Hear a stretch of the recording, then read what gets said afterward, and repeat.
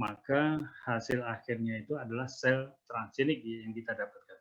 Nah, berikutnya tentu kita kan tidak hanya menginginkan sel transgenik, tetapi kita mengharapkan terjadinya eh, apa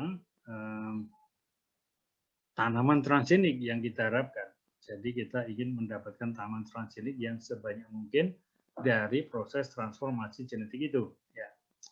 Nah, untuk itu maka dari sel transgenik itu harus diregenerasikan menjadi tanaman transgenik, ya, atau menjadi planet transgenik.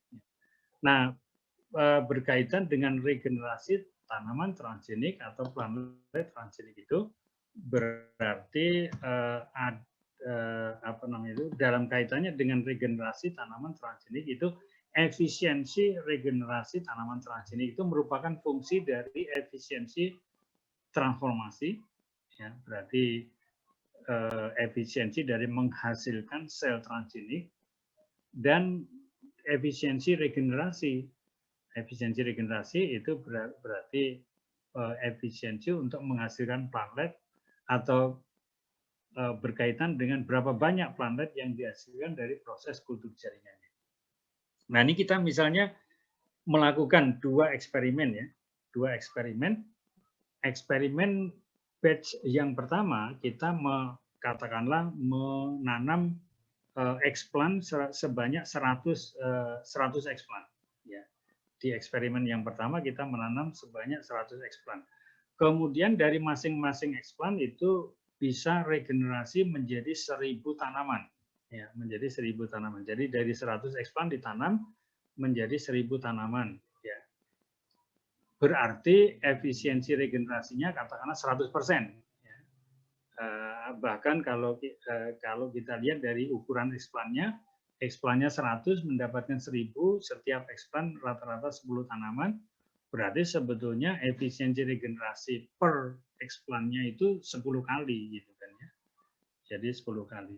Kalau dihitung dari jumlah eksplan yang berhasil membentuk planet berarti 100% kan begitu. Tapi kalau dihitung dari jumlah planet yang didapatkan malah itu 1000% karena apa namanya dari satu eksplan didapatkan 10 planet begitu, ya.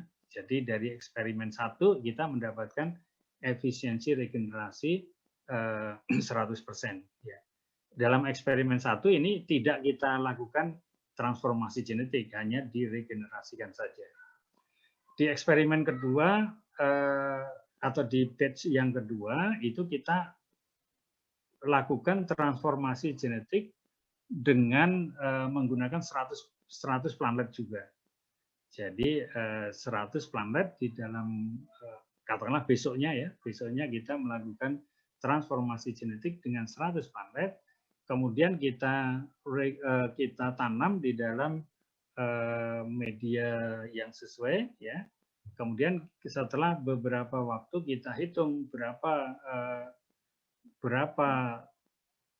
transformasi yang terjadi, ya.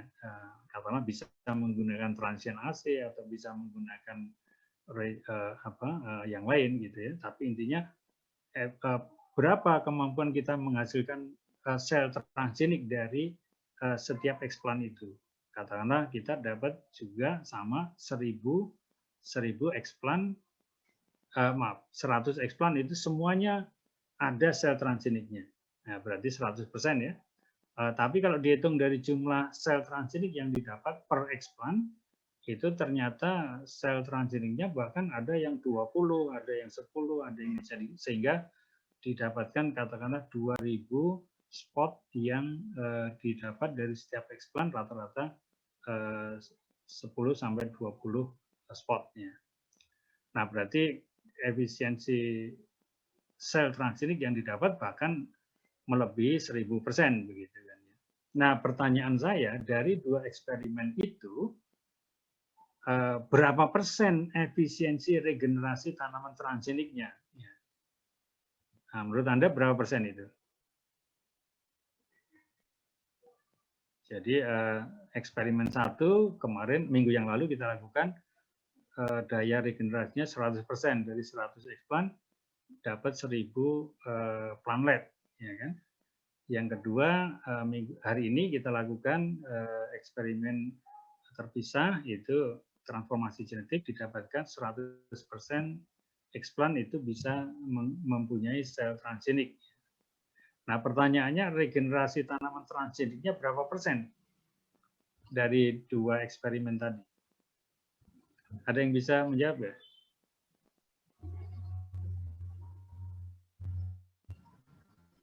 Ya, efisiensi regenerasi 100%, bahkan kalau plantletnya 1000 tadi, dari eksperimen yang batch 2, efisiensi 100%. Jadi setiap eksplan menghasilkan 10-20 sel transgenik.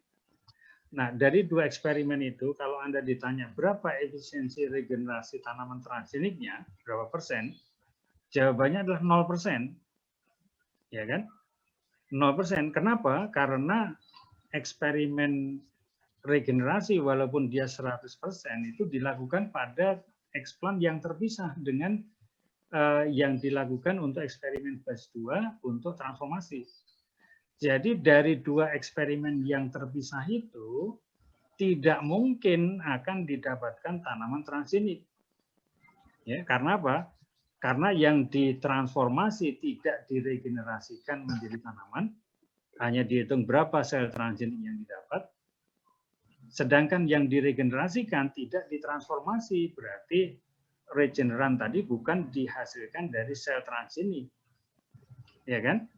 Jadi berapa tanaman transgenik yang didapat? Ya 0%. Karena plantlet yang didapat berasal dari sel yang non-transgenik, atau sel transgenik yang didapat tidak diregenerasikan menjadi plantlet. Maka dalam hal ini efisiensi regenerasi tanaman transgeniknya 0%. Ya kan? Nah, jadi untuk bisa menghitung tanaman berapa efisiensi regenerasi tanaman transgenik, maka yang kita transformasi menghasilkan sel transgenik itu adalah eksplan yang harus kita regenerasikan menjadi tanaman. Kemudian syukur-syukur tanaman yang diregenerasikan itu berasal dari sel transgenik. Baru kita bisa menghitung efisiensi regenerasi tanaman transgenik. Tapi kalau itu yang diregenerasikan itu adalah tanaman yang diregenerasikan itu adalah eksplan yang tidak ditransformasi, sedangkan yang ditransformasi itu adalah eksplan yang tidak diregenerasikan, berarti ya kita tidak pernah akan bisa mendapatkan tanaman yang transgenik. Ya, karena walaupun kita sudah melakukan transformasi, tapi walaupun kita sudah melakukan transformasi dan hasil transformasinya itu semua sel menjadi transgenik, tapi kemudian kita tinggalkan. Terus kita melakukan eksperimen yang lain, kita menanam eksplan untuk menghasilkan plantlet, tapi tidak ditransformasi. Dan plantletnya yang dihasilkan banyak, ya kan? Nah, tetapi karena banyak plantlet yang dihasilkan itu bukan dari sel yang ditransformasi genetik, berarti walaupun dapat banyak tanaman, tapi tidak ada tanaman yang transgenik. Ibaratnya saya buatkan 2 lingkaran ini. Lingkaran yang satu itu adalah diregenerasikan, tapi tidak ditransformasi. Lingkaran yang 2 ini ditransformasi, tapi tidak diregenerasikan. Hasil tanaman transgeniknya tidak ada. Ya kan? Berarti dalam kaitannya dengan efisiensi regenerasi tanaman transgenik, maka yang kita transformasi, jaringan yang kita transformasi harus jaringan yang kita regenerasikan. Ya, atau untuk bisa mendapatkan tanaman transgenik itu harus berasal dari sel transgenik, sehingga efisiensi menghasilkan berapa banyak sel transgenik itu menentukan berapa akan didapatkan tanaman transgeniknya. Kemudian yang kedua, berapa banyak sel transgenik yang akan dapat diregenerasikan menjadi tanaman, itu menentukan berapa tanaman transgenik yang akan didapat. Jadi 2 hal ini, efisiensi transformasi dan efisiensi regenerasi itu akan menjadi penentu dari regenerasi tanaman transgenik yang didapatkan. Nah, ilustrasi yang lain saya tunjukkan pada gambar yang ini. Ya. Jadi Anda mungkin sudah pernah ikut kuliah kultur jaringan. Ya. Jadi kultur jaringan tanaman itu salah satu pendekatan untuk menghasilkan plantlet itu adalah dengan menggunakan proliferasi tunas aksilar. Ya, artinya Anda mengambil mengambil tunas aksilar, kemudian Anda kulturkan di dalam media yang banyak mengandung di dalam media yang ditambahkan sitokinin dengan jumlah tertentu. Nah, akhirnya karena di dalam tunas aksilar itu ada calon-calon titik tumbuh yang memang sudah ada di situ, ya.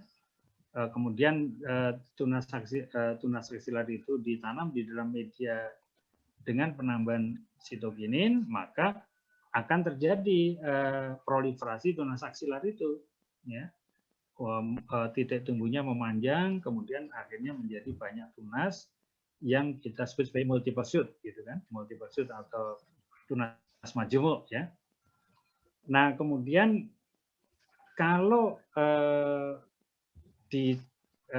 kalau kita lihat dari proliferasi tunas aksilar itu, sebetulnya efisiensi regenerasinya tinggi.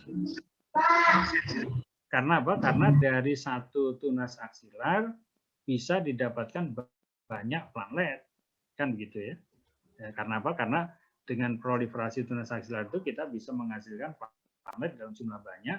Karena apa? Karena dari tunas aksilar bisa diproliferasikan menjadi memanjang, kemudian setiap potongan itu bisa diambil ditanam kembali dan menjadi multiple shoot kembali, sehingga dalam periode waktu tertentu kita bisa menghasilkan plantlet dalam jumlah banyak, sehingga kalau dilihat di definisi sebelumnya tadi, efisiensi regenerasi plantletnya itu menggunakan tunas aksilar itu tinggi, ya kan? Karena apa? Karena bisa mendapatkan plantlet dalam jumlah banyak dalam waktu tertentu. Nah, di sisi lain, kalau plantlet yang diproliferasikan tunas aksilarnya itu sudah dilakukan transformasi, ya kita lihat transformasi dengan tunas aksilar itu juga bisa mempunyai efisiensi transformasi yang tinggi. Artinya dari tunas aksilar itu sebetulnya bisa dihasilkan banyak sel transgenik, ya kan? Ya, mungkin kalau Anda bayangkan tunas aksilar itu kan ada calon daun, ada calon batang, ada titik tumbuh dan sebagainya kan. Banyak sel yang ada di jaringan tunas aksilar itu bisa mengalami transformasi genetik, ya, dan kemudian menjadi sel transgenik.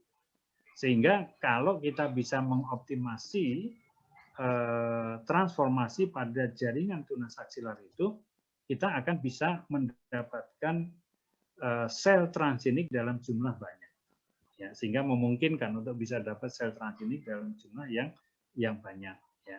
Nah, pertanyaannya, kalau kita melakukan transformasi genetik pada eksplant tunas aksilar, kemudian eksplant tunas aksilar itu kita proliferasikan menjadi plantlet, bagaimana dengan efisiensi regenerasi tanaman transgeniknya?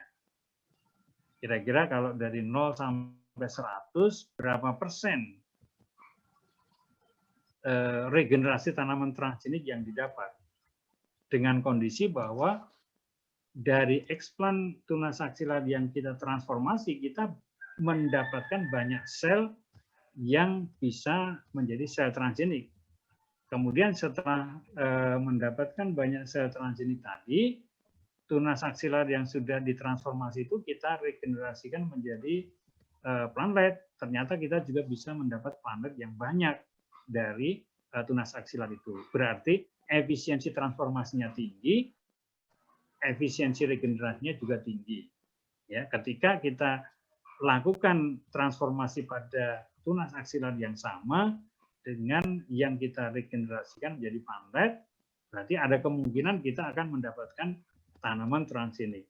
Dan tadi saya katakan bahwa transformasi menggunakan tunas aksilar bisa mendapatkan efisiensi transformasi yang tinggi, yang artinya mendapatkan banyak sel transgenik dari tunas aksilar itu.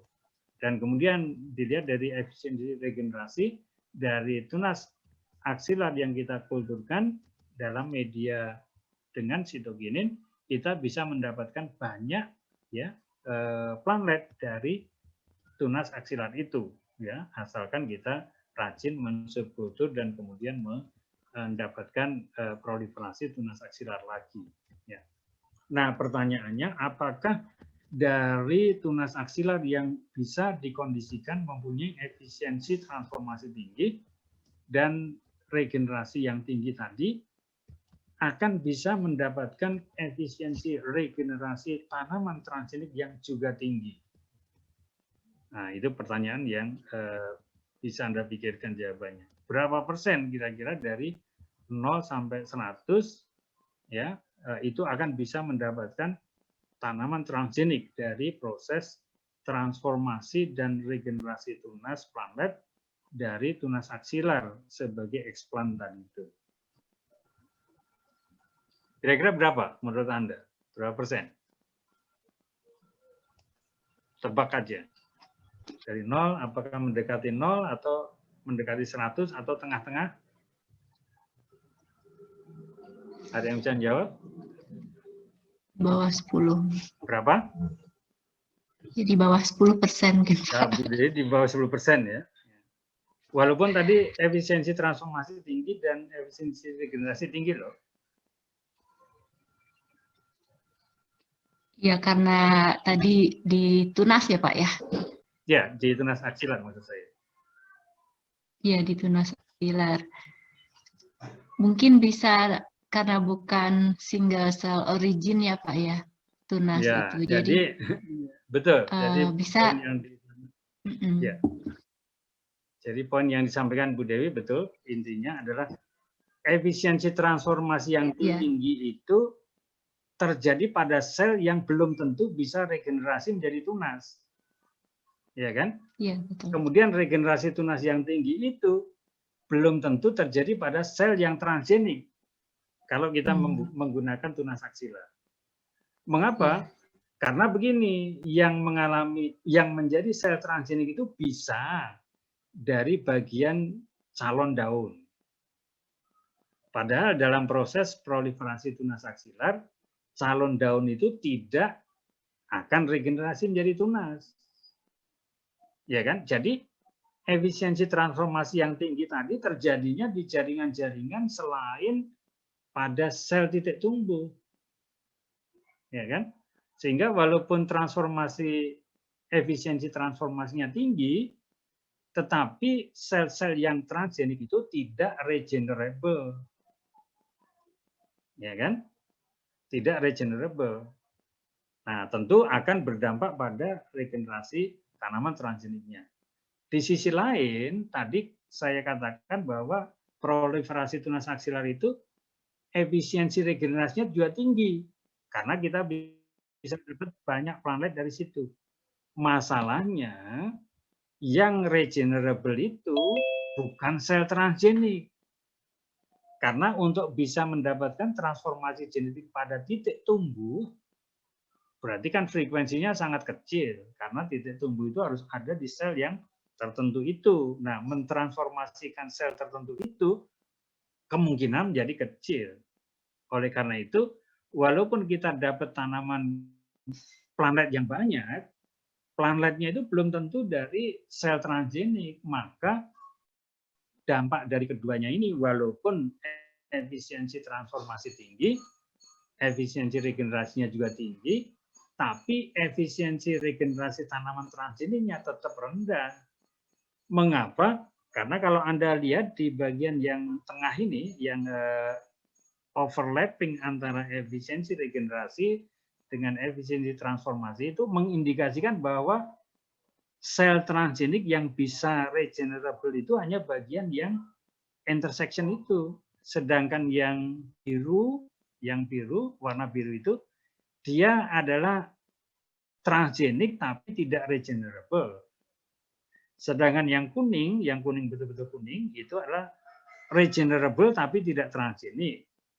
Sehingga yang bisa menjadi tanaman transgenik itu hanya yang regenerable dan transgenik. Sehingga intersection yang tengah itulah yang merupakan potensi mendapatkan tanaman transgenik. Dan itu dari sisi menggunakan tunas aksilar itu intersection-nya ini kecil, sehingga ketika kita menggunakan tunas aksilar sebagai eksplan untuk meregenerasikan tanaman transgenik, Anda harus paham bahwa Anda bisa mendapatkan efisiensi transformasi yang tinggi.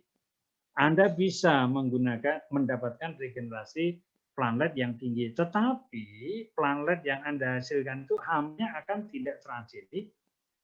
Yang transgenik hanya dari beberapa sel saja yang ada di tengah itu, yaitu sel yang regenerable dan sel yang transgenik yang bisa regenerable itu hanya yang porsi yang di tengah itu. Nah, maka efisiensi regenerasi tanaman transgenik menggunakan tunas aksilar dan pendekatan kultur jaringan proliferasi tunas, ya, proliferasi tunas aksilar itu jelas secara teori frekuensinya itu pasti akan rendah atau efisiensinya itu akan rendah. Jadi kalau ada peneliti mengatakan saya memakai proliferasi tunas aksilar, efisiensi regenerasi tanaman transgeniknya 80%. Nah, itu pasti dia ada sesuatu yang salah di situ.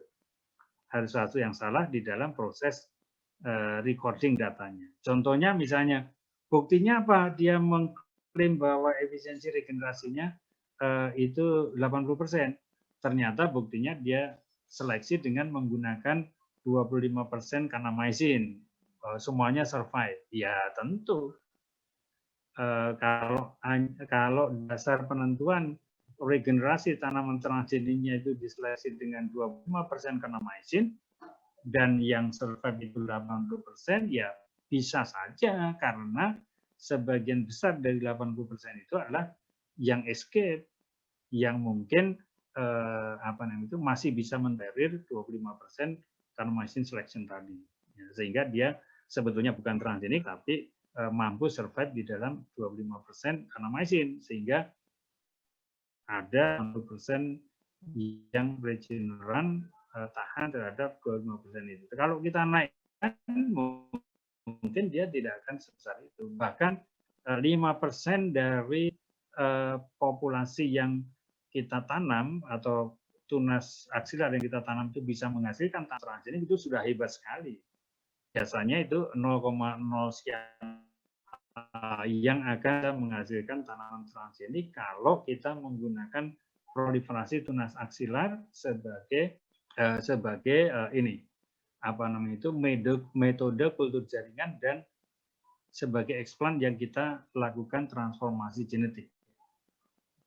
Nah, oleh karena itu, jika tanaman yang Anda akan teliti, ya, atau strategi kultur jaringan yang Anda gunakan itu adalah hanya mungkin dilakukan dengan proliferasi tunas aksilar, karena metode kultur jaringan yang lain Anda tidak menguasai, ya, maka harus diingat bahwa kemungkinan menghasilkan tanaman transgeniknya itu adalah rendah. Ya. Frekuensi kemungkinan mendapatkan tanaman transgeniknya rendah. Nah, kalau Anda sudah paham bahwa itu frekuensinya rendah, maka jangan hanya menggunakan katakanlah 100 eksplan untuk melakukan transformasi genetik. Karena apa? Karena kalau kita hitung-hitung, misalnya frekuensi didapatkan tanaman transgenik itu adalah 0,01%. 0,01%. Berarti 1 per 10.000. Nah, kita menanam eksplan hanya 100. Nah, di atas kertas dengan kemungkinan bahwa 1 tanaman transgenik per 10.000 dan Anda hanya menanam 100, berarti tidak pernah mungkin Anda bisa menghasilkan tanaman transgenik. Minimal Anda harus menanam 10.000 plantlet, 10.000 tunas aksilar, baru kemungkinan mendapatkan 1 tanaman transgenik kalau Anda menggunakan proliferasi tunas aksilar. Mengapa?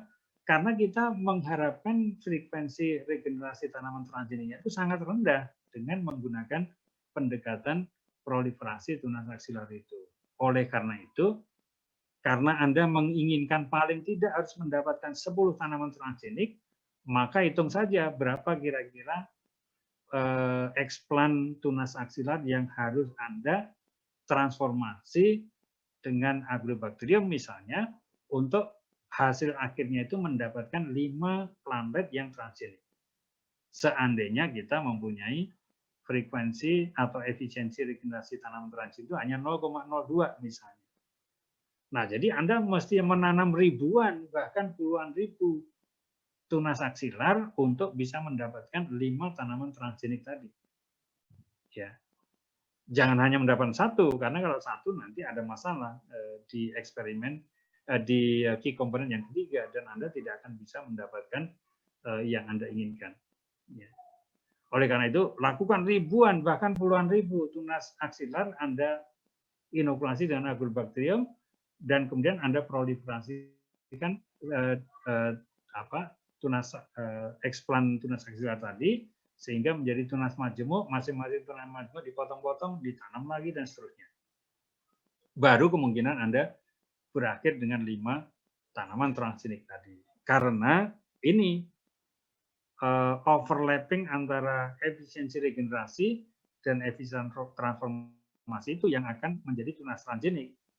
Dengan kata lain, hanya sel transgenik yang ada di titik tumbuh saja yang akan menjadi tunas transgenik. Hanya sel transgenik yang merupakan yang berasal dari titik tumbuh yang ada akan bisa regenerasi menjadi plantlet transgenik.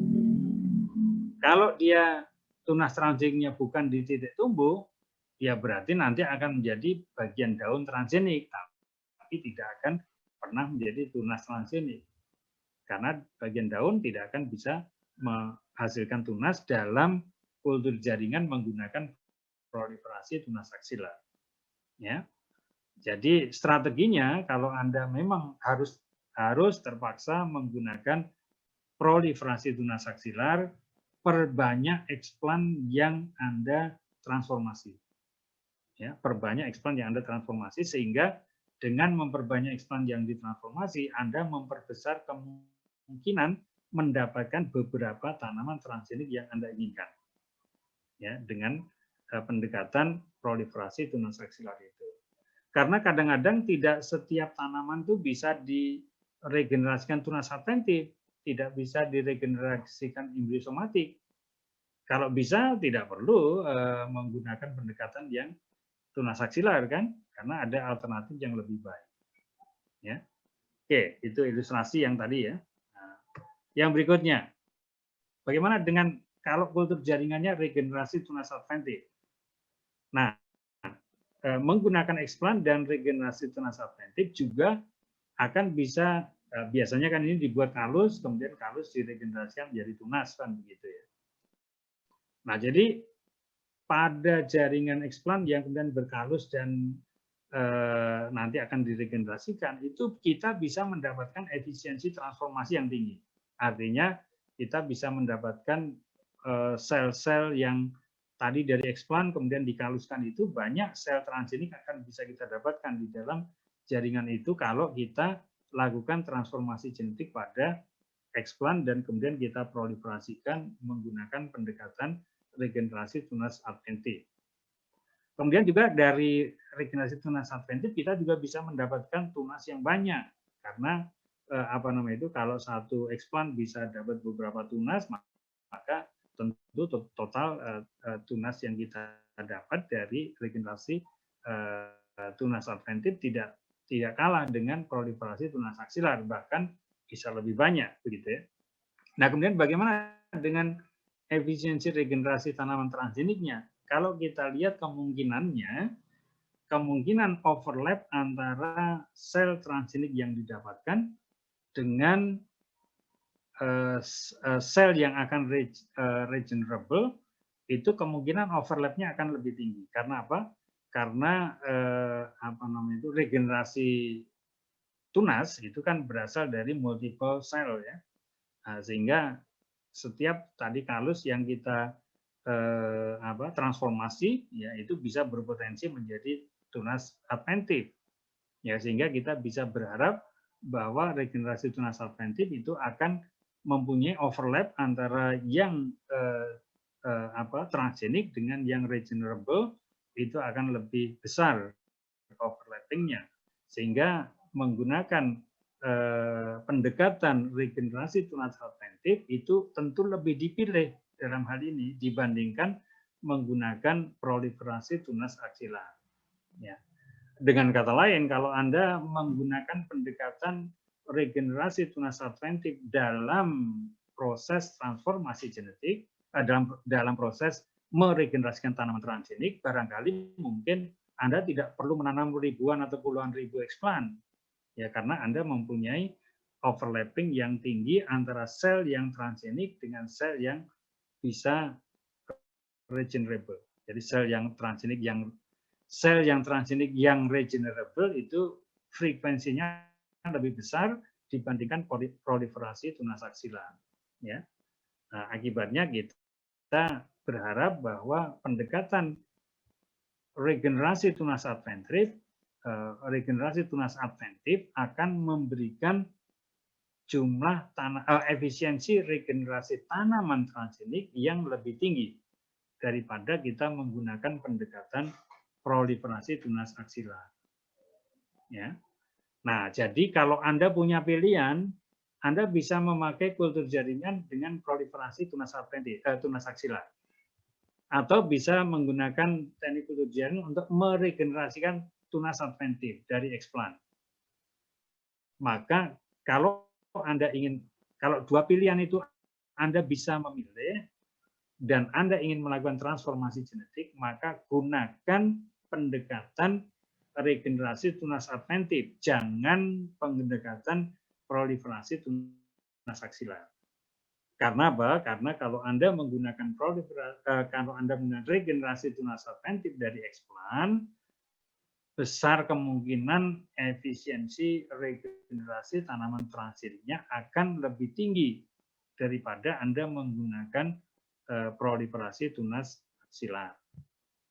Nah, karena efisiensi lebih tinggi, berarti kita bisa membatasi jumlah eksplan yang kita harus inokulasi dengan agrobakterium, misalnya bisa lebih sedikit, ya, tidak usah terlalu banyak. Karena apa?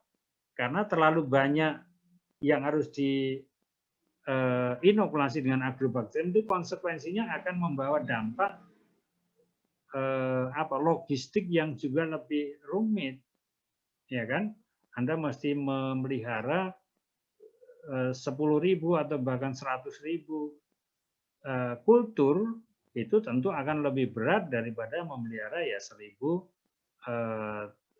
eksplan untuk diregenerasikan menjadi tunas adventif, kan begitu. Berarti kalau punya pilihan jangan pilih yang 100.000, pilih yang 1.000 saja, ya kan, dengan cara pendekatan regenerasi tunas adventif. Tapi berarti metode untuk regenerasi tunas adventifnya harus sudah dikembangkan di lab Anda. Anda harus punya untuk tanaman Anda itu harus bisa membuat kondisi kultur jaringan yang bagaimana supaya bisa regenerasi tunas adventif dari eksplan yang Anda gunakan. Nah, sebelum regenerasi tunas adventif, lakukan transformasi genetik pada eksplan itu, baru kemudian dilakukan regenerasi tunas adventif dari eksplan yang sudah ditransformasi. Maka harapannya beberapa sel yang transgenik akibat dari proses transformasi tadi akan menjadi sel yang bisa regenerasi menjadi tunas. Sehingga karena sel awalnya transgenik, regenerasi menjadi tunas, akhirnya didapatkanlah tanaman atau plantlet transgenik dengan frekuensi yang lebih tinggi dibandingkan kalau kita menggunakan proliferasi tunas aksilar. Karena proliferasi tunas aksilar hanya terjadi dari titik tumbuh. Sebelumnya sudah ada di situ. Mentransformasi titik tumbuh itu menjadi relatif sulit untuk dilakukan sehingga frekuensi terjadinya titik tumbuh yang transgenik itu menjadi semakin kecil lagi. Makanya proliferasi tunas aksilar menjadi alternatif yang paling jelek untuk bisa kita pilih. Jika ada alternatif lain, jangan memilih yang proliferasi tunas aksilar. Gunakan minimal regenerasi tunas subventif dari eksplan Anda. Kemudian transformasi genetik dilakukan pada eksplan itu untuk kemudian dienduksi menjadi regenerasi tunas subventif dari eksplan yang sudah ditransformasi itu. Sehingga harapannya ada sel yang hasil transformasi genetik menjadi transgenik, kemudian sel yang transgenik ini bisa regenerasi menjadi tunas subventif, sehingga kita mendapatkan plantlet yang transgenik. Berikutnya, nah ini yang paling diinginkan sebetulnya adalah kultur jaringan dengan regenerasi embriosomatik atau melalui kalus embryogenik. Nah, itu yang paling diinginkan. Karena apa? Karena dengan menggunakan kalus embryogenik dan regenerasi embriosomatik, itu kita bisa mengkondisikan efisiensi transformasi yang tinggi dengan optimasi yang dibuat menggunakan kalus yang embryogenik tadi, maka akan banyak sel transgenik yang didapat dalam kalus embryosomatik itu, kalus embryogenik itu. Nah, karena kalus embryogenik itu semua selnya berpotensi untuk menjadi embryosomatik, maka kita bisa memastikan bahwa regeneran atau plantlet yang didapat itu akan juga banyak, dan karena plantlet yang didapat banyak, maka hampir dari setiap sel yang transgenik itu akan bisa regenerasi menjadi embryosomatik dan plantlet bisa dikecambahkan dari embryosomatik yang didapat itu. Ya. Nah, karena sel embryosomatiknya itu sel transgenik, maka kita akan mendapatkan efisiensi regenerasi tanaman transgenik yang relatif tinggi ketika kita menggunakan kalus embryogenik. Nah, berarti untuk tanaman yang Anda teliti, misalnya tersedia metode untuk proliferasi tunas aksilar, tersedia metode untuk induksi tunas subventif, tersedia prosedur untuk melakukan regenerasi embryosomatik, dan Anda ingin melakukan regenerasi tanaman transgenik dari tanaman itu, maka yang perlu Anda gunakan adalah gunakan pendekatan regenerasi embryosomatik atau kalus embryogeniknya. Jangan proliferasi tunas aksilar atau jangan induksi regenerasi tunas subventif. Karena apa? Karena ketika Anda sudah bisa menghasilkan kalus embryogenik, maka setiap sel yang Anda punya di dalam eksplan itu berpotensi untuk menjadi sel transgenik. Dan berikutnya, ketika Anda proliferasikan menjadi embryosomatik, setiap sel transgenik yang didapat dalam kalus embryogenik itu berpotensi regenerasi menjadi embryosomatik. Dan setiap embryosomatik yang Anda dapatkan dari sel transgenik tadi berpotensi menjadi plantlet ketika Anda kecambahkan dari embryosomatiknya. Maka kalau digambarkan dalam diagram Venn itu, efisiensi regenerasinya tinggi, efisiensi transformasinya tinggi, dan overlap-nya banyak. Artinya efisiensi transformasi kan tadi direpresentasikan oleh banyaknya sel transgenik yang didapat. efisiensi regenerasi adalah banyaknya planet yang didapat dari setiap sel atau jaringan itu. Nah, overlap dari dua ini akan menjadi sangat besar karena setiap sel transgenik dari dalam kalus embryogenik itu berpotensi bisa menjadi embryosomatik dan embryosomatik yang didapat berpotensi menjadi plantlet.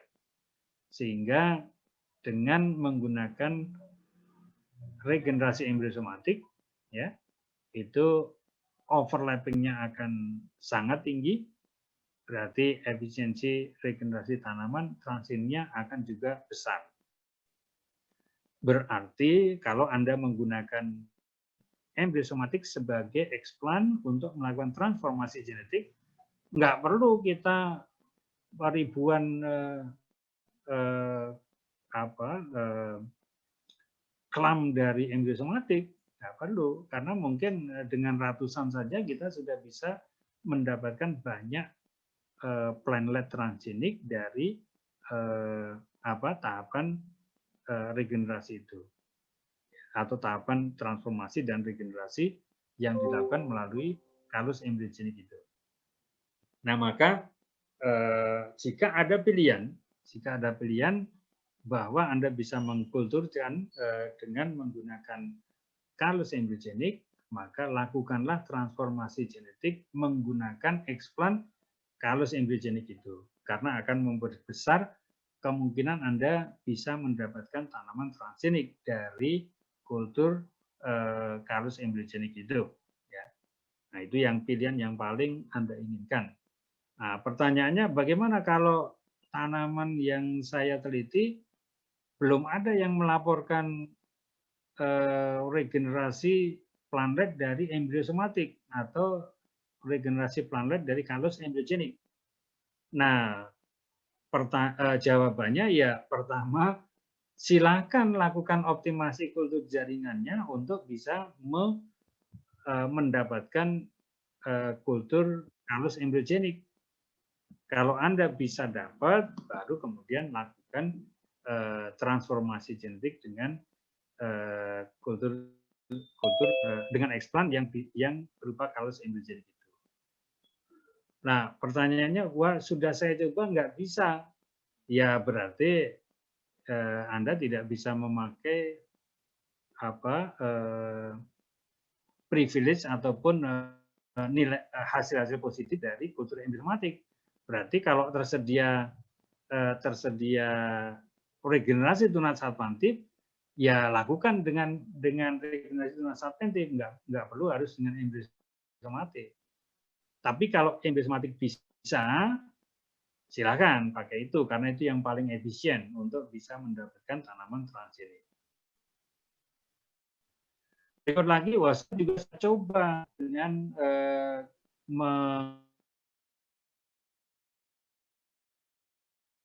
bisa mendapat tunas substantif dari explant yang dilakukan. Apakah kemudian harus melakukan penelitian terus sampai mendapatkan metode induksi tunas substantif? Ya, kalau Anda terus-menerus itu ya nggak pernah akan mendapatkan tanaman transgenik. Kalau hanya fokus pada kultur jaringan untuk regenerasinya.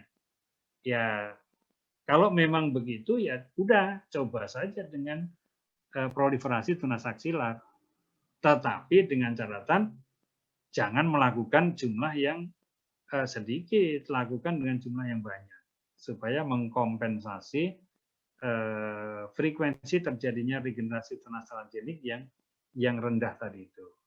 Ya, jadi di situ Anda bisa ini mau menunggu dulu mengembangkan mediosomatik berapa tahun kita nggak tahu, atau ya sudah kita mulai dengan yang ada saja proliferasi tunas aksilar, tapi kita gunakan istilahnya itu ekspon yang banyak. Nah, berarti di sini harus ngatur logistiknya. Setiap hari kita harus transformasi 100 sampai misalnya 1 tahun ya, barangkali ya. Karena kita bermain dengan angka. Makin banyak explant yang kita transformasi, makin besar kemungkinan dapat tanaman transgenik. Tapi kalau kita sedikit ya otomatis jawabannya nggak pernah akan dapat tanaman transgeniknya. Gitu. Karena pendekatan tunas aksilar tadi akan menghasilkan frekuensi regeneran yang transgenik itu kemungkinannya kecil. Nah, jadi ini sisi yang kedua dari ini apa namanya itu regenerasi tanaman transgenik. Kalau boleh memilih, silakan pilih menggunakan pendekatan yang regenerasi tunas, regenerasi plantlet dari embryosomatik. Ya. Nah, berikutnya setelah Anda mendapatkan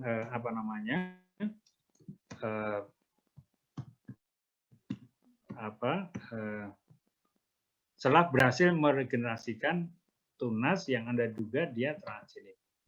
Ya, jadi Anda sudah melakukan dengan kultur embryosomatik, ya, Anda sudah dapat plantlet ya, yang Anda duga regeneran karena dia regeneran dari kalus embryogenik yang sudah ditransformasi, berarti Anda berharap dia adalah regeneran yang transgenik. Jadi dia regeneran yang transgenik. Pertanyaannya, apa bukti yang harus Anda tunjukkan? Ya, apa bukti yang harus Anda tunjukkan untuk bisa mengklaim bahwa Anda sudah mendapatkan tanaman transgenik? Atau barangkali gini, apakah saya harus membuktikan bahwa regeneran yang saya hasilkan dari embryosomatik yang sudah ditransformasi itu adalah transgenik atau bukan? Ya, jadi tentu kita bicara dalam hal ini kan karena kita di pasca kan dalam hal ini penelitian kan kita pakai untuk dalam proses penyusunan tesis atau penyusunan disertasi kan ya, atau kemudian kita sebagai dosen atau peneliti untuk menulis publikasi dari hasil penelitian rekayasa genetika yang kita lakukan. Nah, pertanyaannya adalah kalau itu nanti Anda akan publish, maka setelah Anda menghasilkan regeneran dari explant yang ditransformasi tadi, maka wajib bagi Anda hukumnya untuk membuktikan bahwa regeneran yang Anda dapat itu memang adalah regeneran atau tanaman yang transgenik. Jadi Anda perlu membuktikan, ya, perlu membuktikan bahwa regeneran yang Anda dapat itu merupakan regeneran yang transgenik. Nah, pertanyaannya bagaimana kita membuktikan bahwa regeneran itu adalah regeneran yang transgenik? Ya, jadi kita tadi sudah sepakat bahwa kalau kita ingin membuat publikasi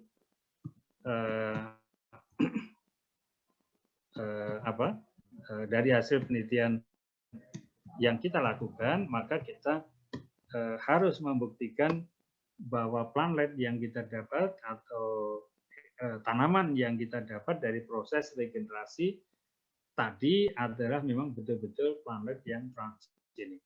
Ya. Berarti pembuktiannya bagaimana? Ya, tentu pembuktiannya itu ada beberapa tahapan. Yang pertama tentu dari proses proses regenerasi tunas adventif, ya, itu biasanya kita melakukan seleksi, ya, dengan antibiotik, ya, antibiotik atau juga menggunakan pendekatan lain, misalnya herbicide resistant. Ya, antibiotik atau herbisida. Seleksi dengan antibiotik atau herbisida. Nah, jadi pembuktian pertama yang kita bisa berikan itu adalah bahwa regeneran tadi itu toleran tidak terhadap antibiotik dan atau herbicide. yang kita tambahkan di dalam media. Maka kalau kita membuktikan bahwa regeneran yang kita dapat itu adalah regeneran yang antibiotik tolerance atau herbicide tolerance, maka berarti dia lolos dari saringan yang pertama. Ya, tetapi kalau regeneran itu kita expose dengan antibiotik atau dengan herbicide, ini tentu berkaitan dengan transgene yang kita buat di key component 1 ya. Kalau key component 1 kita menambahkan transgene yang untuk ketahanan terhadap antibiotik, ya, itu berarti kita akan berharap nanti transgene yang kita regenerasikan itu juga akan tahan terhadap antibiotik. Kalau kita tambahkan transgene-nya itu adalah herbicide resistant, maka transgenik yang kita hasilkan tentunya akan mempunyai toleransi terhadap perlakuan herbicide. Ya, jadi itu yang berarti ini seleksi fenotipik sebetulnya. Seleksi fenotipik berkaitan dengan toleransi terhadap antibiotik atau herbicide karena kita menggunakan gen marker selektif. Ya, ini berarti ada kaitannya dengan gen marker selektif yang kita tambahkan dalam dalam konstruk yang kita buat. Ya. Dalam hal ini misalnya NPT2, ya, gen NPT2 ini untuk kanamycin, ya, kanamycin resistant. Kemudian HPT2, ya, atau HPT genes itu untuk hygromycin, hygromycin resistant. Kemudian BAR genes, ya, ini untuk selectable marker untuk BASTA resistant genes. Berarti ini adalah herbisida BASTA dan lain-lain, ya. Tentu banyak pendekatan yang kita bisa pakai untuk menjadi sebagai marker selektif. Jadi ada gen toleransi terhadap kondisi tertentu yang kemudian bisa kita jadikan sebagai indikator selektif apakah dia transgenik atau bukan. Oke, yang kedua, setelah lolos dari seleksi dengan media selektif tertentu yang ditambahkan kanamycin atau hygromycin, apa namanya itu, atau BASTA, ya, maka kita membuktikan bahwa yang kita regenerasikan itu kemungkinan besar transgenik. Berikutnya kita bisa melakukan PCR analisis, ya, untuk target genes-nya. Nah, ini berarti bisa apa namanya itu, marker gene yang kita deteksi atau ya gene of interest-nya. Ya, maksudnya PCR detection-nya itu dilakukan untuk mendeteksi marker gene, ya, atau untuk mendeteksi gene of interest-nya. Ya. Gene of interest itu maksudnya ya gen yang akan kita pakai untuk memodifikasi fenotipik tanamannya. Kalau gene marker gene kan hanya untuk membantu kita melakukan transformasi genetik kan ya. Jadi selective marker misalnya itu supaya bisa dibedakan antara sel transgenik dengan sel wild type. Yang transgenik survive, yang wild type akan mati misalnya. Tapi kalau gene of interest ya kita ingin mendapatkan virus resistant ya, maka gene of interest-nya itu adalah genes untuk antivirus tadi ya. Kalau insect resistant ya gene of interest-nya ya berarti yang untuk anti inseknya tadi. Dan PCR ini perlu ada catatan, PCR pada generasi T0 itu biasanya itu tidak acceptable. Ya, jadi Anda melakukan PCR, hasilnya positif, tapi yang Anda PCR itu adalah DNA tanaman transgenik primer. Hasil regenerasi langsung Anda dapat tanaman di rumah kaca, Anda PCR, maka tidak bisa atau belum bisa dijadikan sebagai bukti bahwa T0 tadi itu adalah tanaman transgenik.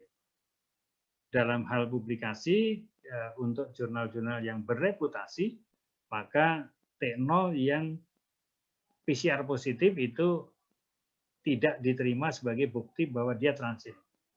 Ya. Nah, untuk itu maka Anda mesti minimal melakukan sexual propagation pada tanaman transgenik T0 itu, berarti kita dapat T1 ya. Ini baru kemudian kita lakukan PCR pada tanaman generasi T1 itu, ya, baru kemudian kita bisa mengklaim itu sebagai bukti bahwa dia adalah T0-nya itu adalah tanaman transgenik ketika hasil PCR dari tanaman T0 itu terbukti positif, berarti tanaman T0-nya tadi itu memang tanaman transgenik. Ya. Jadi setelah kita lihat di populasi T1 ada beberapa yang positif, ada yang negatif, berarti tanaman T0 tadi adalah tanaman transgenik, gitu ya. Sehingga kita bisa mengklaim bahwa kita sudah berhasil meregenerasi tanaman transgenik ketika pada T1-nya kita deteksi dengan PCR dia positif, berarti T0-nya tadi itu adalah transgenik. Yang ketiga alternatifnya adalah menggunakan pendekatan yang disebut sebagai Shorten blotting. Nah, Shorten blotting untuk target gene tentu saja, untuk target gene yang kita inginkan. Ya, jadi dalam hal ini bisa Shorten blotting untuk gen markernya maupun untuk yang gene of interest-nya. Dua-duanya itu akan menjadi bukti bahwa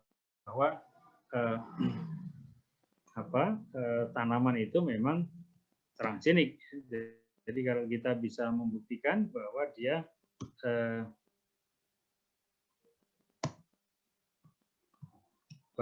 adalah transgenik, bahwa dia adalah Shorten blot positif,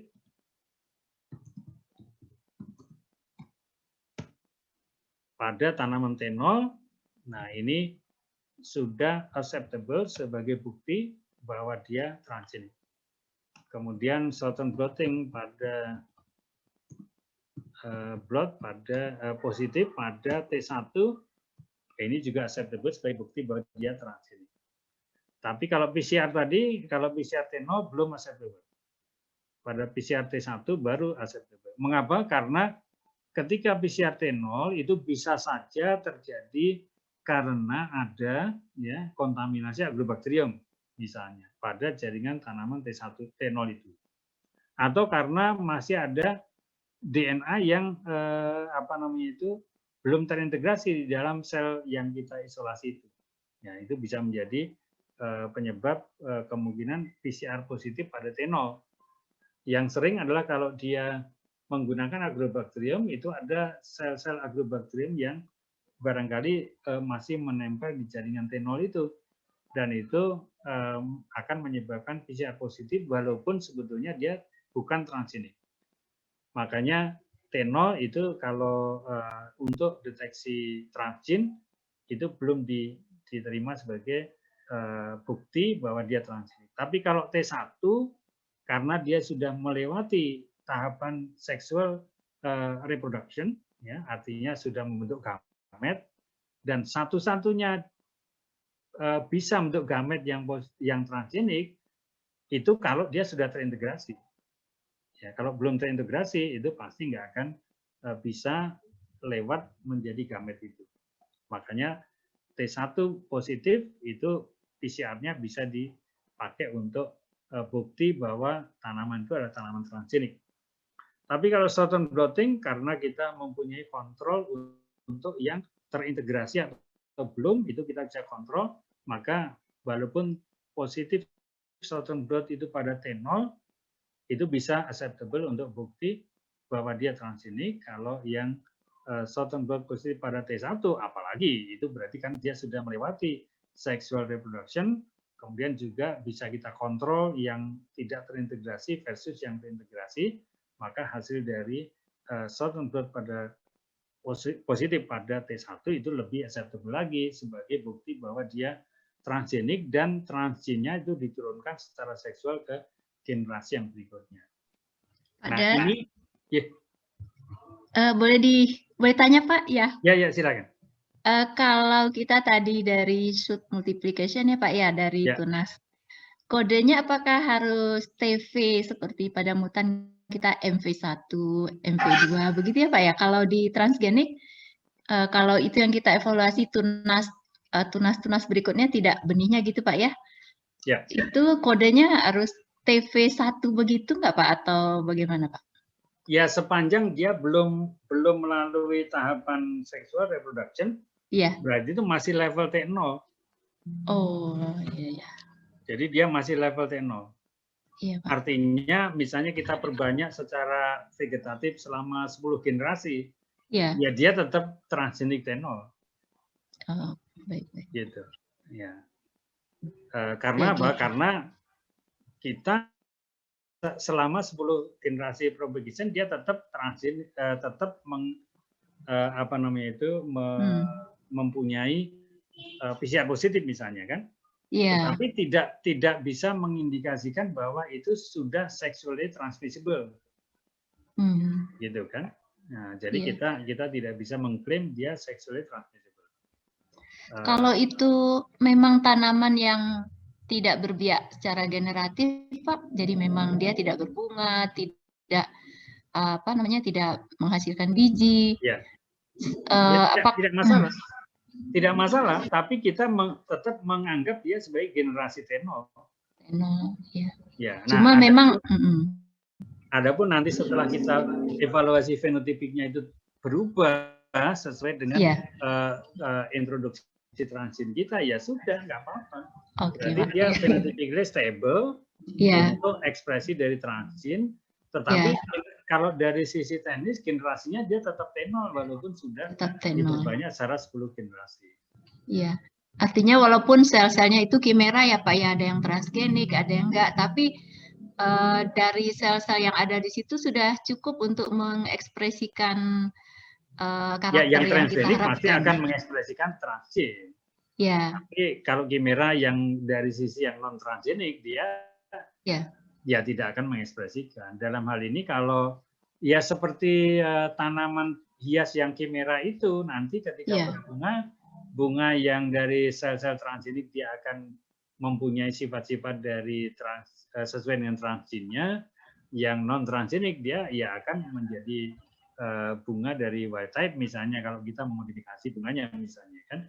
Jadi nanti di satu pohon ada 2 macam bunga. Tergantung pada apakah dia kimera yang transgenik atau kimera yang wild type gitu kan. Itu bisa seperti itu. Dan tentu kalau kita ingin mengklaim dia sebagai tanaman transgenik kan ya harus kita murnikan dari kimera yang transgeniknya supaya nanti bisa supaya bisa terekspresi secara stabil transgenik semuanya gitu. Jadi perbanyakan dari vegetatif yang dilakukan itu dalam rangka untuk memurnikan sel-sel yang tadinya jaringan yang tadinya kimera ini menjadi semuanya transgenik. Iya. Iya, jadi dalam hal itu demikian. Ya, baik Pak. Dan itu tetap dianggap sebagai transgenik T0, tidak T1 gitu kan, walaupun sudah melalui sekian puluh kali sekian puluh kali perbanyakan vegetatif, generasi perbanyakan vegetatif. Karena memang tidak ada alternatif untuk menghitung meregenerasikan melalui seksual tadi itu. Dan itu tidak masalah karena sepanjang kita bisa menjaga phenotypic changes-nya itu tetap bisa bertahan ya nggak apa-apa. Walaupun dia T0 maksud saya dan diperbanyak secara vegetatif. Tapi kalau kita ingin memanfaatkan dia untuk breeding kan berarti nggak bisa karena tidak bisa disilangkan dengan yang lain dan tidak bisa dibuktikan bahwa dia diturunkan secara generatif. Apa namanya? Ini ada pertanyaan juga dari Mas Adi Jaranto. Jadi sumber iklan harus dalam keadaan hib inbrida atau bisa saja mau hibrida mau inbrida terserah. Itu tidak ada hubungannya dengan proses integrasi transgen dan regenerasi tanaman transgenik. Hanya kalau Anda memakai hibrida sebagai tanaman yang ditransformasi, maka ketika Anda menurunkan menjadi T1, ya karakteristik fenotip hibridanya bisa berubah kan gitu. Tapi kalau Anda membuat dia itu inbrida, sudah homozigot homogen, nah, nanti kan berarti untuk karakteristik lainnya dia tetap, tetapi untuk transgennya nanti karena hemizygote, kita mesti buat sampling untuk membuat transgennya menjadi homozigot. Baru setelah itu bisa dijadikan sebagai galur murni untuk misalnya membuat hybrid begitu. Kalau dia yang ditransformasi hybrid, berarti segregasi ke bawahnya kan nanti akan merubah karakteristik yang lain selain untuk membuat transgenik itu menjadi homozigot. Kita juga harus memastikan yang lain-lain juga dalam kondisi homozigot supaya nanti dihybridkan itu akan menghasilkan apa namanya itu transgenik yang fenotipiknya seperti hybrid. Makanya kalau Anda ingin mengembangkan tanaman itu dalam bentuk hybrid, yang ditransformasi sebaiknya adalah yang inbridanya, homozigot homogennya tadi, supaya nanti disilangkan yang homozigot tadi itu disilangkan, diselfing dulu untuk mendapatkan homozigot transgenik, baru disilangkan dengan parent hybrid yang satunya untuk menghasilkan hibrida transgenik tadi. Bila kita menggunakan material genetik yang dilindungi, apakah tanaman transgenik yang dihasilkan akan terkena aturan property right? Ya, ini kan ada istilah itu yang disebut sebagai derived variety. Ya, derived variety. Derived variety itu Anda mesti, kalau Anda nanti akan merilis derived variety, yang pertama ditanyakan tuh Anda dapat izin nggak melakukan modifikasi dari derived variety itu. Misalnya tadi Anda bilang tanaman yang Anda modifikasi adalah tanaman yang ada PVT-nya. Kemudian Anda buat transgenik. Transgeniknya mau Anda lepas. Nah, ini kan transgenik ini adalah derived variety dari variety yang PVT tadi. Untuk melakukan rilis dari derived variety dari yang ada PVT-nya, Anda mesti minta izin dulu pada yang punya PVT itu, nggak bisa sembarangan. Nah, karena apa? Karena aturan derived variety itu harus ada izin dari yang punya variety yang kita pakai itu. Lain dengan kalau Anda membuat pasangan. Ya, ya Bu.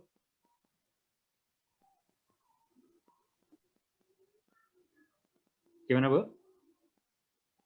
Yang sudah diregister begitu, kalau itu disilang dulu, kemudian kita dapat genotipe terseleksinya itu tetap harus izin Pak? Nah, kalau itu kan bukan derived variety Bu. Ya, segregannya misalnya. Iya, itu nggak masalah. Berarti nggak masalah. Lain kalau Ibu misalnya ada anggrek yang sudah diregister, kemudian Bu Dewi melakukan radiasi. Nah, itu derived variety. Maka sebelum Anda radiasi tadi, kalau tujuannya mau meregistrasi, harus izin dulu. Iya. Ya, tapi kalau dihilangkan, kita kan punya segregasi baru. Dan PVT itu tidak, insya Allah tidak menghilangkan pemakaian untuk indukan tadi. Kecuali kalau yang misalnya ada indukan hybrid, kemudian ada dua indukan hybrid, kita buat menjadi hybrid. Nah, kita memakai indukan hybrid itu, nah itu sama aja dengan ini toh yang pernah terjadi dalam kasus itu. Ya kalau nanti dituntut sama yang punya galur murninya ya kita masalah nanti kan. Karena kita mencuri kan berarti itu kan hybrid parent-nya itu kan nggak akan pernah dilepas kecuali kita dengan ilegal mengambil itu. Karena kebetulan kita partner dalam proses perbanyakannya, akhirnya indukannya kita simpen supaya diperbanyak sendiri untuk dilepas sendiri. Nah ini kan nggak bisa. Gitu. Tapi kalau melalui segregasi itu tidak masalah. Insya Allah dalam aturan breeding itu boleh dipakai sebagai induk karena itu tidak menghambat orang untuk menggunakan itu sebagai indukan. Oke, insya Allah tadi Mas ini begitu ya jawabannya ya. Jadi derived rate tentu harus ada izin dulu. Kalau tidak kan Anda tidak boleh melepas itu. Ya. Baik, short-term blotting untuk target gene sebenarnya sedikit lagi ya. Apa namanya itu membuktikan bahwa dia sudah terintegrasi walaupun pada T0 ya. Itu bisa ada. Jadi membuktikan bahwa Anda dapat transgenic itu minimal melalui 2 atau 3 ini. Jadi misalnya 1 dengan 2 tapi T1 boleh. Atau 1 dengan 3. Artinya 1 tadi lolos sih, kemudian dibuktikan dengan T0 positif, T0 short-term blot-nya positif, berarti oke. Ya. Atau 1 dibuat seleksi dengan PCR T0-nya, terus dibuktikan lagi dengan dengan short-term blotting, itu lebih bagus. Karena apa? Karena kadang-kadang kita mempunyai regeneran itu puluhan, ya, regeneran puluhan. Nah, kalau semuanya short-term blotting, maka logistiknya akan repot. Maka kita seleksi dulu T0 tadi, yang puluhan tadi kita seleksi dengan T0 yang positif, baru T0 positifnya kita lakukan short-term blotting. Kalau T0 PCR-nya negatif, nggak usah di short-term blotting, karena kita menduga itu kemudian bukan transgenic. Ya. Nah, itu bisa demikian. Jadi, tapi kalau nomor 1 saja mau dipakai sebagai bukti transgenic, tidak disertai 2 dan 3, dan atau 3, itu maka kita tidak bisa mempublish hal tersebut sebagai bukti bahwa kita sudah dapat tanaman transgenic. Ya, minimal harus ada PCR produk pada T1 atau short-term blotting pada T0 atau PCR pada T0 diikuti dengan short-term blotting pada T0 atau PCR pada T1 diikuti dengan short-term blotting pada T1. Minimal PCR pada generasi T1 itu bisa acceptable sebagai bukti bahwa transgenic. Setelah dapat transgenic, baru nanti kita tahapan yang ketiga, itu key komponen yang ketiga itu ekspresinya. Tentu kita harus membuktikan bahwa sudah transgenic oke, tetapi pertanyaannya apakah transgennya terekspresi dalam sel tanaman transgenic? Itu hal yang harus dijawab dengan key komponen yang ketiga. Kemudian setelah terekspresi, apakah ada modifikasi fenotipik? Itu juga yang harus dijawab dalam key komponen yang ketiga. Nah, nanti minggu depan kita akan melakukan diskusi yang pertama. Nanti saya tunjukkan bagaimana key komponen ketiga itu dalam kaitannya dengan pembuktian bahwa dia terekspresi. Nah, itu tahapannya apa saja, nanti tekniknya apa juga kita akan biasanya bahas terus dalam setiap minggu. Itu mungkin ada macam-macam teknik yang berbeda untuk menganalisis ekspresi dan menentukan apa namanya itu keberhasilan modifikasi fenotipik yang didapat dari tanaman transgeniknya. Jadi key komponen 3 biasanya nanti akan sangat bervariasi dari satu paper dengan paper yang lain, ya. Tetapi dalam kaitannya dengan komponen yang ketiga, ekspresi transgen dalam tanaman transgenik itu pada umumnya akan memperhatikan 3 hal. Ya. Yang pertama adalah konstruksi dari transgennya, terutama bagian promotornya. Bagian promotor itu akan menentukan bagaimana transgen itu terekspresi di dalam sel tanaman. Contoh, kalau dia transgennya itu menggunakan promotor yang konstitutif, maka semua jaringan tanaman transgenik itu akan mengekspresikan transgen. Baik akarnya, batangnya, daunnya, bunganya, polennya, buahnya, semuanya akan mengekspresikan transgen karena menggunakan promotor yang konstitutif. Jadi kita bisa menggunakan yang disebut sebagai promotor konstitutif, apa namanya itu, promotor yang konstitutif. Ya, itu semuanya mengekspresikan transgen. Kemudian ada alternatifnya adalah promotor yang regulated. Nah, kalau promotor yang regulated ini dia tidak selalu terekspresi, tergantung ekspresi dari transgen itu tergantung pada kondisi tertentu yang diminta oleh promotornya. Ya, misalnya dia terinduksi oleh stres, berarti promotornya akan aktif kalau tanaman transgeniknya itu mengalami stres. Gitu. Jadi ekspresi transgen juga hanya ditentukan oleh ada tidaknya kondisi stres tadi. Ini adalah key komponen yang ketiga. Jadi faktor yang pertama itu adalah promotornya bagaimana, ya. Itu akan menentukan ekspresi dari transgen itu sendiri. Nah, yang kedua, faktor yang kedua adalah yang disebut sebagai apa namanya itu, positional effect. Jadi kalau promotor itu kan bagian dari key komponen 1 ya. Berarti key komponen 1 menentukan key komponen 3 karena dari bagian apa namanya itu, promotornya. Nah, tapi kalau selain itu ada yang disebut sebagai positional effect. Positional effect ini juga akan menentukan apa namanya itu, ekspresi. Ini akibat dari tadi non homologous recombination. Ya, jadi yang dimaksud dengan positional effect itu kaitannya dengan fenomena atau proses terjadinya integrasi transgen yang berangkat dari proses non homologus tadi itu. Nah, ini berarti transgen itu bisa terintegrasi, ya, terintegrasi di bagian manapun, manapun dari genom. Ya. Nah, padahal genom itu ada yang disebut sebagai heterokromatin, ya, dan juga ada bagian yang disebut sebagai eukromatin.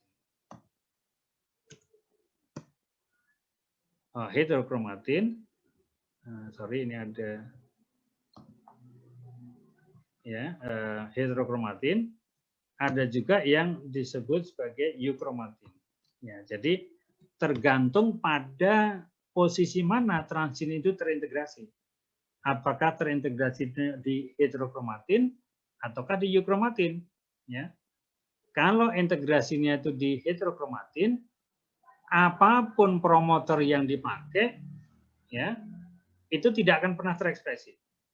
Ya, walaupun promotor konstitutif, kalau integrasi transgennya di bagian heterokromatin, maka di semua jaringan tidak terekspresi. Kemudian kalau promotornya regulated, kalau integrasi transgennya itu di heterokromatin, maka dalam kondisi harusnya menginduksi ekspresi juga tidak terekspresi. Karena heterokromatin itu menyebabkan seluruh fungsi dari apa namanya itu, functional genes itu menjadi tidak berjalan akibat heterokromatin structure yang tidak memungkinkan untuk bisa diakses oleh apa namanya itu, machinery untuk transcription tadi itu. Sebaliknya kalau di eukromatin maka dia bisa terekspresi dengan kekuatan yang sama dari promotornya atau sesuai dengan fungsi promotornya. Nah, karena di bagian genom itu ada heterokromatin, eukromatin, berarti posisi integrasi itu menentukan apakah transgen itu terekspresi atau tidak. Nah, karena posisi integrasi itu menentukan transgen atau terekspresi atau tidak, maka ada fenomena yang disebut sebagai positional effect. Ya, berarti selain promotor, maka positional effect mempengaruhi ekspresi. Dan terakhir yang ketiga itu adalah adanya, jadi promotor sudah bagus, integrasi sudah di euchromatin. Nah, tetapi masih ada satu level control lagi yang kita sebut sebagai gene silencing. Ya, ini juga berpengaruh pada ekspresi, ya. Meskipun ya pada ekspresi, meskipun dari sisi konstruknya promotornya oke, ya, promotornya oke. Kemudian dari sisi terintegrasi di euchromatin, ya. Jadi kalau dari poin 1 dan 2 tadi promotornya oke, berarti dia akan terekspresi kan, karena misalnya promosor konstitutif, berarti semuanya di semua tempat harusnya terekspresi, jadi sudah oke. Kemudian terintegrasi bukan di heterochromatin tapi di euchromatin, harusnya mestinya terekspresi kan, karena dia di euchromatin bukan di heterochromatin. Nah, tetapi meskipun dia di promotor oke, terintegrasi di euchromatin, kalau terjadi gene silencing, maka ekspresi akan negatif. Ya, jadi ekspresi akan negatif. Artinya gene silencing itu menjadi penentu terjadi tidaknya ekspresi. Ya, walaupun promotornya oke, euchromatin, integrasi euchromatin, kalau masih mengalami gene silencing, maka semuanya menjadi tidak bisa tidak bisa terjadi. Ya. Nah, yang terakhir selain itu dari sisi transgeniknya, maka yang berikutnya lagi adalah meskipun promotor oke, kemudian terintegrasi di euchromatin, ya, kemudian juga tidak silencing, artinya silencing juga tidak terjadi, tetapi bisa terjadi fenotipenya tidak berubah. Artinya meskipun dia mengekspresikan transgene karena promotornya oke, tidak terjadi positional effect, tidak terjadi silencing, artinya protein terbentuk, tapi nggak merubah fenotip. Nah, maka ini maksud saya, maka ini berarti tujuan rekayasa genetika itu tetap kita anggap sebagai gagal. Ya, berarti dalam kaitannya dengan key komponen 3, itu pertama harus menggunakan promotor yang sesuai dengan yang kita inginkan. Yang kedua, transgene harus terintegrasi di euchromatin, jangan di heterochromatin. Yang ketiga, harus tidak boleh terjadi gene silencing. Karena kalau terjadi gene silencing, maka 1, 2 tadi menjadi dinegatifkan. Yang keempat adalah tidak terjadi gene silencing, tidak positional effect, promotor oke, terjadi ekspresi dari protein produknya atau atau transgene tadi itu, tapi nggak merubah fenotype, ini juga dianggap gagal. Nah, makanya harus ada phenotypic changes yang disebabkan oleh proses rekayasa genetika sampai kepada tahapan terakhir ini, baru kita bisa katakan berhasil. Ya. Jadi yang terakhir berarti ini ya fenotipenya harus berubah sesuai dengan ekspresi dari transgene tadi.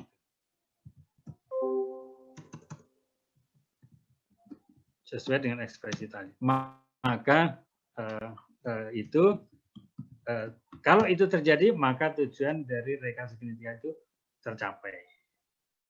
Ya, maka nanti kita akan melihat bahwa dalam posisi-posisi tertentu dari naskah yang kita diskusikan itu kita bisa lihat apakah dia berhasil sampai posisi 1 saja, atau 1 dan 2, atau 1, 2 dan 3, atau 1, 2 sampai 5. Ya, keberhasilannya itu bisa kita nilai dari level mana dia tercapai.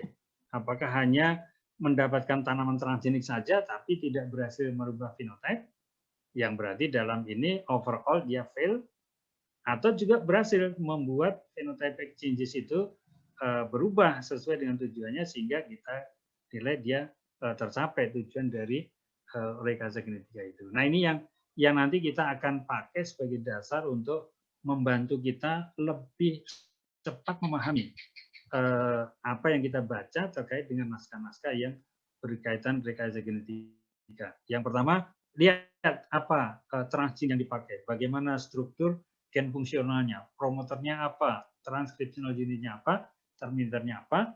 Nanti kita akan bisa membayangkan, oh kira-kira nanti key komponen 3 expression yang nomor satunya akan begini. Yang kedua, bagaimana dia melakukan transformasi genetik, seberapa efisien memakai pendekatan yang mana, bagaimana dia meregenerasikan tanaman transgenik, ya. Kemudian dari proses itu bagaimana dia membuktikan bahwa yang dia klaim transgenik itu memang betul transgenik. Apakah hanya PCR saja atau co-selective marker saja atau apa? Ya, itu nanti itu setelah dibuktikan itu bagaimana ekspresi dari transgen.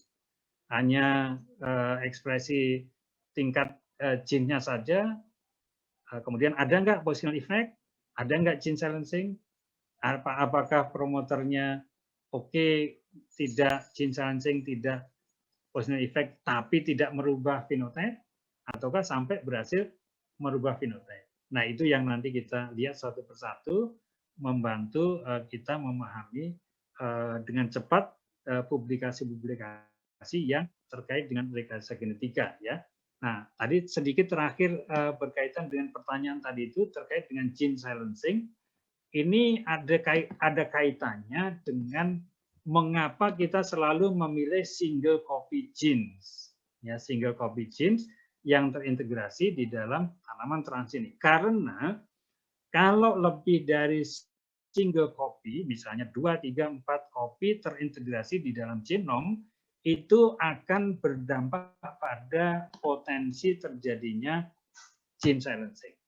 Ya, jadi gene silencing ini salah satu condition yang menyebabkan terjadinya gene silencing adalah integrasi dari multiple copy genes di dalam satu genome, di dalam satu tanaman transgenik. Kalau terjadi multiple copy genes, maka one way or another dia akan berpotensi terjadinya gene silencing. Oleh karena itu, dalam penelitian tanaman transgenik, biasanya kita kalau boleh memilih, kita memilih yang single copy integration. Kalau tidak ada yang single copy integration, ya berarti kita dengan terpaksa memilih yang multiple copy. Nah, kalau tujuannya itu hanya untuk penelitian, walaupun multiple copy kan kita tetap akan bisa mengevaluasi proses terjadinya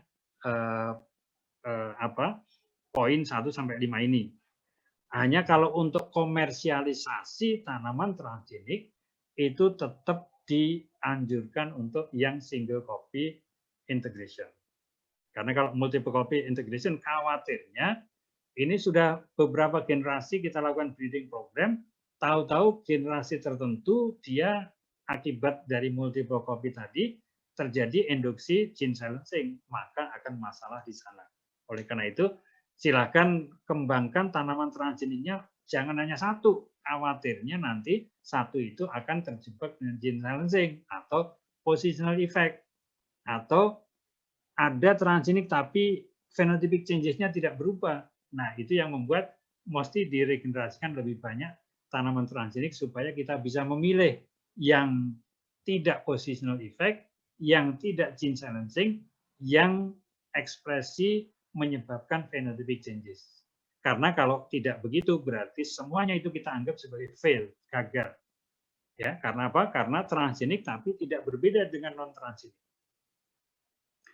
Baik, demikian saya rasa kita minggu depan berarti siapapun yang ada di jadwal apa namanya itu, kalau kebetulan hanya satu orang, ya, hanya satu orang berarti yang bacterial resistant dengan yang insect resistant itu 2 orang maju pada minggu yang pertama. Nanti berarti semuanya menggeser ke atas. Tapi kalau kalau ada yang sudah dua orang, misalnya yang insect resistant itu ada 2, saya belum mengecek terakhir hari ini. Kalau yang resistant insect resistant ada 2 berarti akan maju 2 orang itu. Tapi kalau tidak berarti yang bacterial resistant geser ke depan. Sehingga yang bacterial resistant tolong lihat di mingguan kemarin kalau Anda ternyata hanya satu-satu tetap posisi yang terakhir begitu, itu maka yang bacterial resistant dan yang insect resistant maju pada minggu ke-5 besok. Nah, setelah itu yang di bawahnya menggeser ke atas. Nanti pada minggu ke-14 berarti kosong, enggak apa-apa, nanti saya isi dengan memberikan bagian lecture yang mungkin perlu kita cover untuk mengulang seluruh minggu ke-8 sampai ke-14. Demikian saya rasa ya apa namanya yang bisa kita diskusikan sampai ini. Mohon siap-siap Pak Adi Daryanto dengan yang bacterial resistant nanti minggu depan akan mempresentasikan yang pertama. Jadi silakan Anda akan menjadi role model untuk yang lain. Nah, nanti kalau Anda sudah tampil kemudian dievaluasi, yang lainnya tinggal ngikutin Anda. Anda tinggal bebas kipas-kipas mengikuti kelas saja, dengerin yang lain ngomong, tapi tidak ada beban lagi. Ya. Demikian saya akhiri. Assalamualaikum warahmatullahi wabarakatuh. Waalaikumsalam warahmatullahi wabarakatuh. Terima kasih Pak Profdar dan juga Bu Dewi. Terima kasih. Terima kasih Bu Dewi. Ya, assalamualaikum. Waalaikumsalam warahmatullahi wabarakatuh. Waalaikumsalam warahmatullahi wabarakatuh. Ya.